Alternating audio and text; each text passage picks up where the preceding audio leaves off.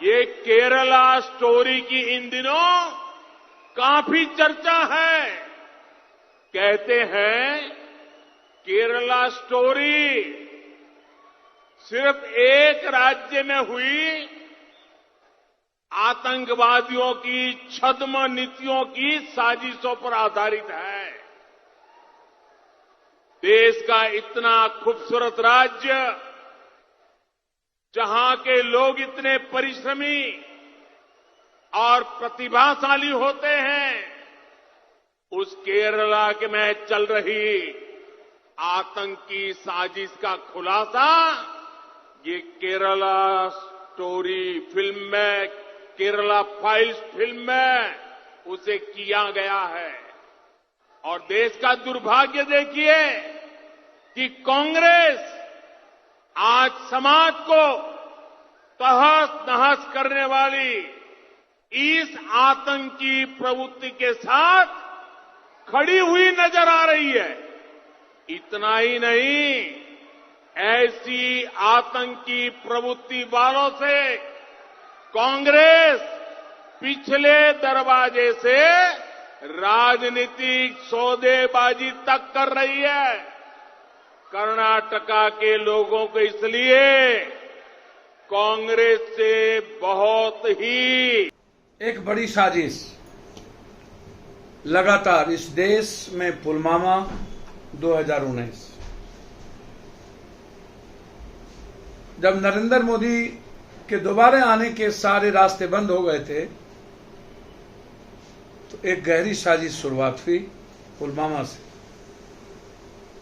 पूरी दुनिया को पता है सतपाल जी ने क्या सवाल खड़े किए और उसको कैसे खत्म किया गया। उसके बाद मोदी को नायक के रूप में बनाने के लिए सबसे पहली पिक्चर एक्सीडेंटल बनाया गया मनमोहन सिंह जी। एक्सीडेंटल पिक्चर के बाद लोगों को यह दिखाया गया कि एक प्राइम मिनिस्टर ये, और दोबारा एक पिक्चर बनाया गया नरेंद्र मोदी, जिसको नायक के रूप में दिखाया गया। लगातार इस देश के आने वाले नए पीढ़ियों को मार्केटिंग के द्वारा एक साजिश के तहत देश के विकास से, जरूरत से, रोजगार से, किसान से, आम आदमी के सरोकार से और हमारे देश की जो इकोनॉमी है, हमारा देश की जो एजुकेशन और स्वास्थ्य व्यवस्था है, उसको कंप्लीट रूप से दूर रखने के लिए लगातार एक पर एक साजिश। नरेंद्र मोदी सदी के महानायक हैं पीएम के रूप के बाद।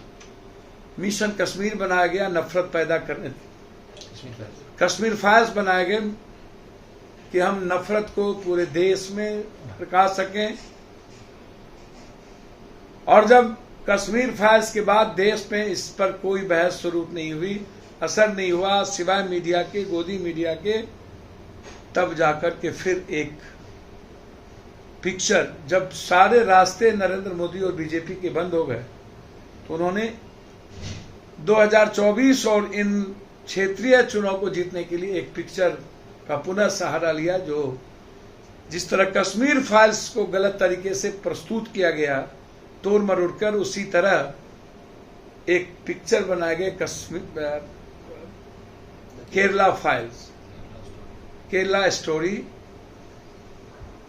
जिसके बारे में अंतिम में जब नरेंद्र मोदी लगातार जिस तरीके से इन्होंने पिक्चर बनवाया है, अंतिम पिक्चर है इनकी 2024 के पहले।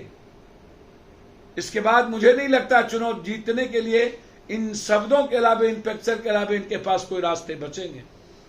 इस को प्रस्तुत कर जिस तरीके से इसने चुनाव में ऐसी चीजों का प्रयोग किया है, चुनाव आयोग को बीजेपी पर बैन करना चाहिए, नरेंद्र मोदी जी के प्रचार पर बैन करना चाहिए। कभी बजरंगबली और कभी गलत पिक्चर, ऐसे पिक्चर को बैन करने की जरूरत है। बिहार में जहां जहां बीजेपी की सरकार नहीं है, ऐसे पिक्चर को बैन करिए। इससे आने वाले पीढ़ियों पर गलत असर पड़ता है और ये ऐसे ही गलत चीजों का सहारा लेकर सत्ता में आने का प्रयास करते हैं। मैं उम्मीद करता हूं सरकार से कि सरकार इस चीजों को बैन करे, अन्यथा विपक्षी सरकार जहां उसको बैन करे और चुनाव आयोग इसको सो मोटो नोटिस ले। और मैं चैलेंज के साथ कहता हूं, इतने गाली गलौज के बाद, धर्म